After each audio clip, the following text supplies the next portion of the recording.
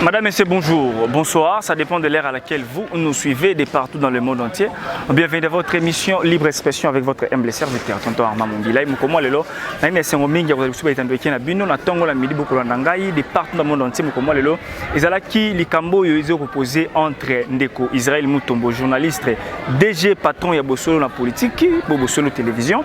Ndeko, journaliste, Yves Bouya, le patron, il y a presse en ligne, il s'appelle CNews. Donc, hier, la ligne Ndeko, il semblerait c'est nous dire il y a des confrères Moussous que non Israël Moutombo a fondé confrère naïe na minute au bakangi à la prison centrale makala mais ni au les cas qui pour ça la sorte que non Israël Moutombo et nani ndeko Yves Bouya bakangaye akende prison ya makala bokolanda yango awa puis ndenge ni bandeko journaliste nsuba ko senga na ndeko Israël Moutombo azongisa motema na esima basola entre confrères na kati ya INPC pour makambo ele kamala malobola na ndenge ni situation en question les cas qui des bandeli pe tina suka et puis ba recommandation obo ndenge ni mwana mboka Peter Tiani a se déchaîné Patrick Local a se déchaîné, te belé, confort, je sais Ndeko Papa Sentinelle, Ndeko Flavien a se déchaîné. Donc, Roland Yango, on a expression 26 télévision. Nous allons juste après. Ceux qui sont dans le restez branchés scotché, abonnez-vous massivement pour l'intégralité. Il y a élément Oyo.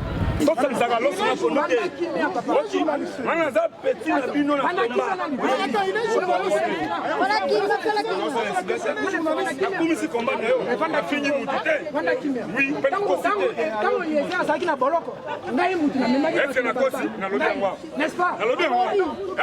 S'il te plaît, s'il te plaît. Quand on y a la boloko, Ndaï Moutou, Menaki action. Ça va. Donc,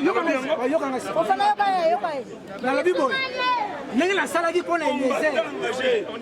La salle qui pone Eliezer. Comment on appelle le gouvernement? Si tout ça la balle marche. La bête a la crimosène pour Eliezer. N'est la zone salle pour la bouilla. Moutoye bisa bino ke bouilla. Asa la tort. Moutona asa ennemi à presse.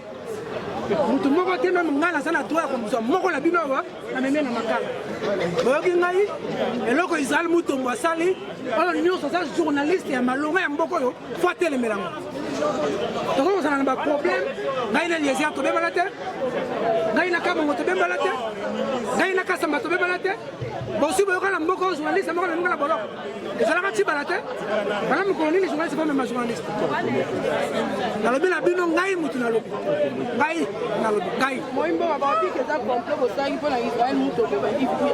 il y a jalousie, on sort ça y est jalousie au ça la rencontre. Surtout à gagner bien la Twitter Fofana. Moi Peter Tiani. Israël Moutombo koloba été Fofana yaka boye kota la presse kota voilà ba koloba été ba bi li complot et li complot au boko sala contre Israël Moutombo entre autres parce que a kota la makoleka bino à l'équipe na audience na YouTube à l'équipe na audience na Facebook na télévision à l'équipe audience na nyonso ya ngwa ba li contre yé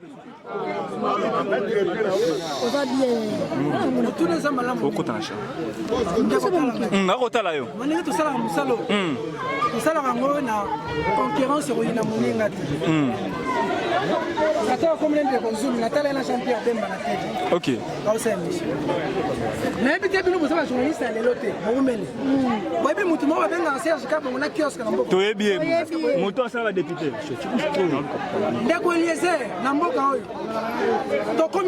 Succès ça.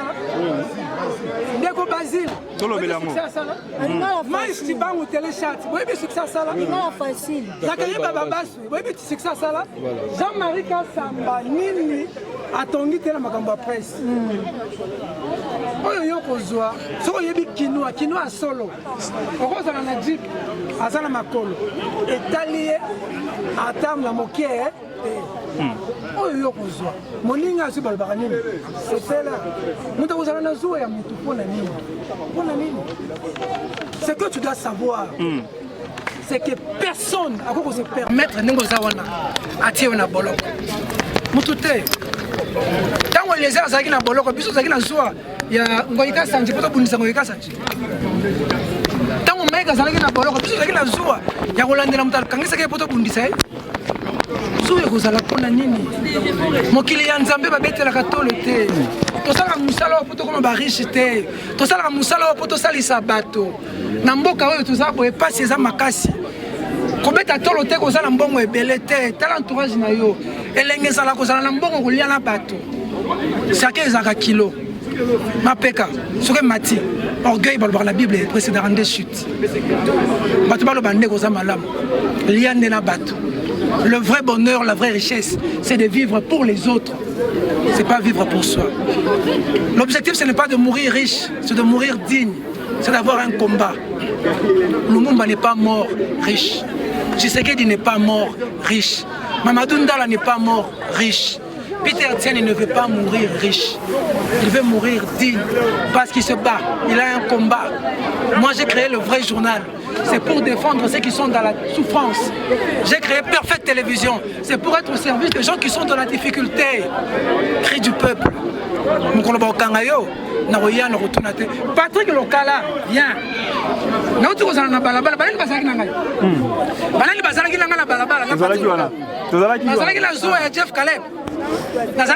Jeff Caleb. Sali makambo zo salema wa. Bokanga dati ya lelo. Bokanga dati ya lelo. Bozoka ngai. Musala to salango po bino bozala respecter. Po soda sa te ko zo filmer na nzela boye. Accident soda ya kangi no tombola yo la kisa ordre de mission. On zo filmer manifestation marche soda ya kangi botolo matériel. Ça doit cesser. Il faut que vous soyez protégés. Personne ne peut venir vous tenir comme ça, vous rouler comme ça. Mais si vous-même vous commencez à mettre des gens en prison, mais vous vous discréditez. Vous donnez le courage aux autorités de vous malmener. Et vous devez dire non, c'est pour vous. Mais pourquoi on a ça? Tout ça, on a pour l'embaucher. Tout ça, on a pour changer. On a ma vie. Presse, ma sœur, on a pour ma richesse. Okoyiba, okoma coopérant, okoma mutu ya presse osala ngo engagement nani. Pesa information. La qui sa place signal la sali mabe. La qui sa place mutu ayibi. Mbongo ebongi na ville à Kinshasa, mais avant sa manifestation c'est le maki. Mais $500 000 et limwe. Donc tout le mais $500 000 et limwe ndenge nini. Na Kinshasa pendant que quelques jours avant toi une manifestation mo resele maki. Montu na ba journaliste ya ngona. Soko lobi bongo ndo lobi ko ça contre Chantini Ngobila. Tout ça na joie Chantini Ngobila. De beza ailleurs. Mais moi mboka, oui mboka. Ndeko Peter Tiani, question monsieur Zali boy. Depuis Kala, moi on dit que non hier à ça l'effort. Ya ko benga bino pour koluka solution. Mais bino koluki solution te, koluki tia ko ba niveau ko la prison. Mais là if Bouela abane ko attaquer Israël Mutombo. Bino bozala kit. Il ne faudrait pas que tu donnes l'impression que nous on fait la déclaration pour répondre à quelqu'un. Nous on fait la déclaration contre Bouya qui est en prison. Bonne Bouya soit fait la bolok. Pour vous dans ton vali tolier tomber. On s'appelle comme Israël Mutombo. Tout na Israël Mutombo. Vous allez poser sur la fongola maso. Voilà fongola ngo ba. Tout na Israël Mutombo. Mukona kenaki Lubumbashi. Anga sala musala la futuka. Abenga kinani. Abenga leko. Tout na Israël Mutombo. Mukona zaki na plateau. Mutoye mbanga ya kuvimba. Fallait passer l'opération. Nana benga na TV. Aibisake muto zo lela na TV wana. Faut pas soigner. Nana benga na TV. $10 000 comment il a appelé ça qui? 5 000 balles ça qui a appelé ça qui? Pourquoi vous voulez qu'on dise tout à la télévision? Moi Peter Tienne, je vais parler des matériels. Moi Tiani, je vais me rabaisser comme un musicien. Toi on met ma solo ba jeep. Ma solo ba ndak. On est devenus des musiciens. Moi j'ai pas le temps pour répondre à des histoires de musique, des histoires d'habits, de véhicules. Nala mtama kulala bana mutukate. Na usona na mtala mutukane. Ngamo na mtama kulala tambola ba moto. Mutsoza na mutukaza mutukana ye. Nga zala nga pauvre. Mais na zebisa yo ke na ki pauvreté na ngai soki o memi mutu na boloko na ko bunda pona yi. Merci beaucoup. Yokani hein.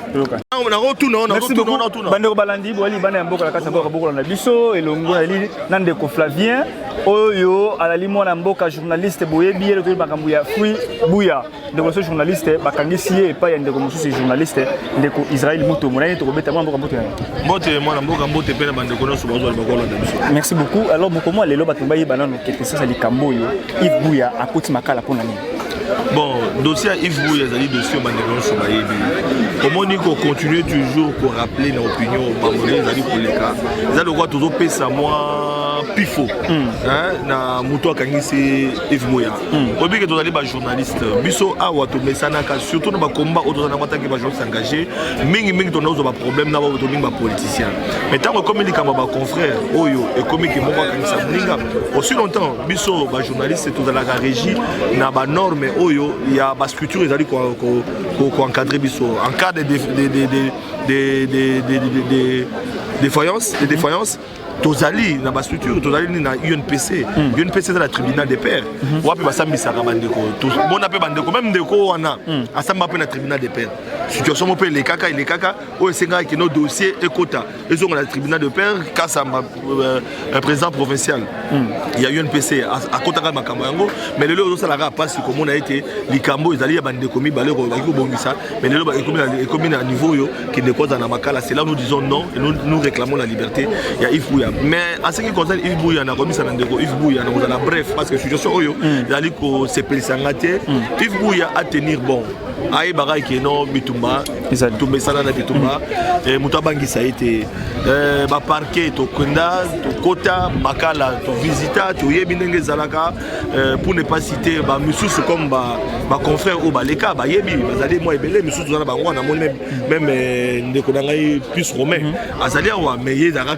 dossier politique mais à kota ka plutôt Peter Tiani azali wa ngamo na parquet matete plus d'une fois malebele déjà na bestance ba beko kota boloko donc za biloko to mesana nango mais pour la délit de presse et surtout to lobaki na likambo esali maka na état major ya presse média mboka na biso bobi bino moko ete esali maka na centre Nganda il y a eu des recommandations to senga na Patrick Mouyaya aïba parmi les recommandations en tant que ministre et journaliste il faut le rappeler Patrick Mouyaya on est ministre média porte-parole du gouvernement aïba été na ba résolution o esali maka to lobaka mwa mingi na Italie kokanga ba journaliste mokonza mboka Félix Tshisekedi lui-même aussi c'était impliqué pour na likambo na ya ba journaliste mais lelo yo to moni makambo ezali kokende ndenge mosusu na kosenga pe na bande ko nyonso ba na biso na ba confrères journalistes et singe tout soutenir moninga na biso parce que lelo za Yves Buya lobe ko za Peter Nchani lobe ko za ndeko Flavien Papa Sentinelle lobe ko za na pe confrère lobe monsieur ko za la yo lobe ko za mususu bona ko ba ete sengeli to za na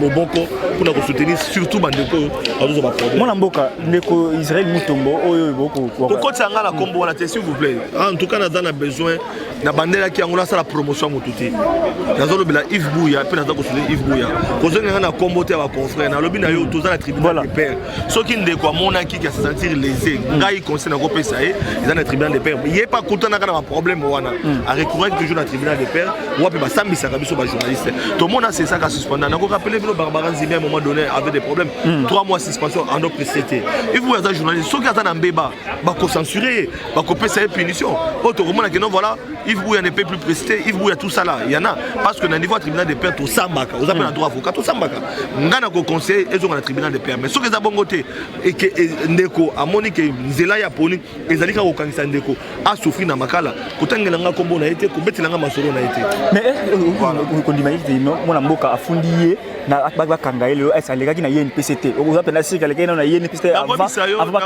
pour ton information Jean-Marie Kassamba s'est impliqué à Yakiti pour ton information pour ton information il y a opinion en tant que président provincial il y a eu un PC à s'impliquer qui mais suite dans moi la moi qui makala na ngolo la te ana ngope paradis ana ngope li felote et ça dit là batu bakena encore que jusque là nanu de quoi s'ambiter nanu ba s'ambiter donc c'est pour dire que nous appelons encore la conscience ba de ko na biso ba journaliste on peut pas avoir intention que sur les cambo les tingani de ko Flavien jamais ko kangai na ça les besoin caméra quel que soit les problèmes un journaliste un confrère journaliste même ceux qui a porté atteinte même la musala na osala ton ali cambo il déranger ngai même vie privée na ngai non mais la tribunal il y a na parquet plutôt donc on samba na kangisa na makala na ko recourir toujours na banzela o ya biso ba journaliste pour que na se retrouver na ba droit na ndenge za na toujours mais zela wana ezali zela bana muté lelo ba journaliste telemi pour le dénoncer makambo et commune de conseil Yves Buya pour telemi pour dénoncer yango mais pendant ces 4 mois on de ko a ko lobaki non pendant ces 4 mois ba dai ko finga ye ba injure publique ba ko finga ye ba ko na vie privée na 4 mois biso journaliste za ki ko ko tala kaka sans pour autant ko intervenir ngai j'ai même ma main sur mon cœur. La vidéo montée. En tout cas, je ne sais pas. Oh, nga na mona Yves Bouya Rofunga. Nga na mona moté. Là, je l'ai dit devant mon cœur. Donc, na mona té. Et ceux qui na mona kaya ngona Yves Bouya Rofunga moté. Ceux na mona kaya. Côté on imagine que là m'ta aner. Na lobby boy. Ça oui, c'est que non de quoi m'ta aner. Aya ba ko utiliser. Yo do zongi sanga kaka. Ozo zongi sanga kaka. Le même sujet. Na lobby na yo que kotangela ngai té. C'est na tebe comme on a été. Na tebe nga notion té. Lobela nga Yves Bouya, lobby ni pona Yves Bouya. Na ba pona Yves Bouya. So ba do nga pona o wana lobaki asana ki amona ki kende. Wana na répondre. Parce que je ne viens pas ici pour parler d'Andeko wana. Je viens ici pour soutenir Yves Bouya et je suis clair dans mes propos. Parce que Yves Bouya c'est parmi des journalistes vaillants au Babouni pour dénoncer l'anti-valeur en Bokanabiso. On doit se le dire. Pendant que Babouni va couvrir l'anti-valeur. Pendant que Babouni va l'anti-valeur, on a un régime Andeko Kabila, c'était pas facile.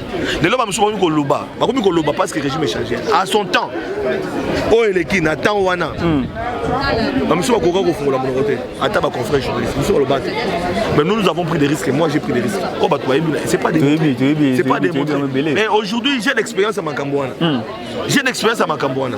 Donc c'est pour dire que polémique on a en côté à côté. Et je ne vais pas aussi engager une polémique. Tu as fait la polémique moi bona mutu mo boto ma sunga na ngala bilonate. Na mukolo na bango nyo sur de toutes les façons na pa yana bango na pa ene na bango. Donc c'est pour dire on peut ça conseil ba yokana.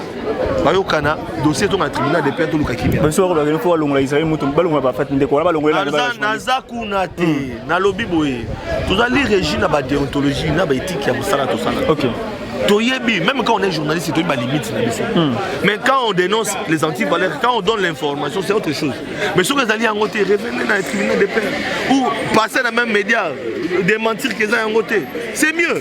Droit de réponse reconnaît tout le monde. Dans les qui n'a mon ni que l'on va en côté. Les en côté par exemple carte ANRT. Mais je vais passer sur le même plateau. Je vais démentir. Mais dans le bâtiment de Gonanga, mais mon amakala, tu vois les avons en et puis dans le conseil, ni dans ma confrère journaliste. Tous ont avoir raison et abisso. Tous ont le tribunal de paix. Tous ont Gilango. Tous ont la place sur Singela Bassam, Sarabiso. Puis les Kinango. Ceux tous ont Koyoka en famille. Tout bon ici. C'est simple. Mais quand on a dit que non, Moninga a souffert la prison à Makala, c'est ce que moi je condamne.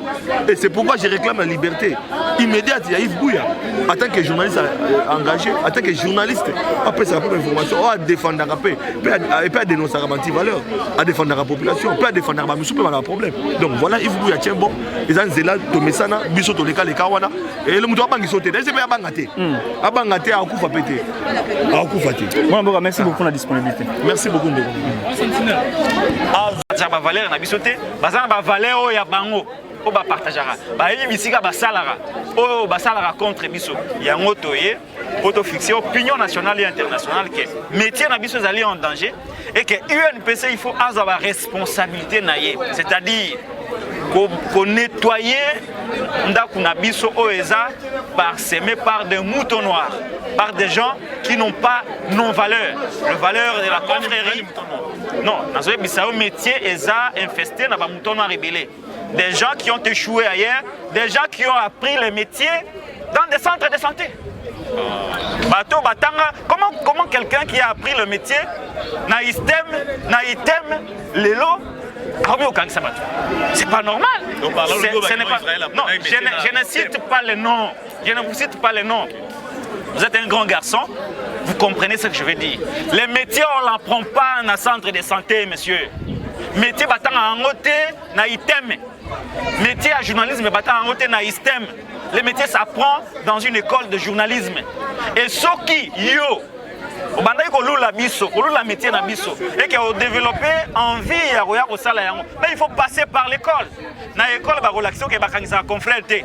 Na école ba relaxation que ba ene o ba banda kala il faut que to sa bango. Oroza la té ba ene ba pétition que ko sala boité yo qui au delà. C'est ce que nous appelons les mépris contre les aînés et la corporation. Quelqu'un oyo atanga déontologie pour le métier de journaliste ne peut le faire que quelqu'un qui a la déontologie des infirmiers na journalisme. Et nous devons les dénoncer et c'est na UNPC à nettoyer propre pour que les journalistes et le vrai exercent leur métier et qu'à chaque fois qu'il y aura des problèmes, nous allons trouver des solutions à l'amiable.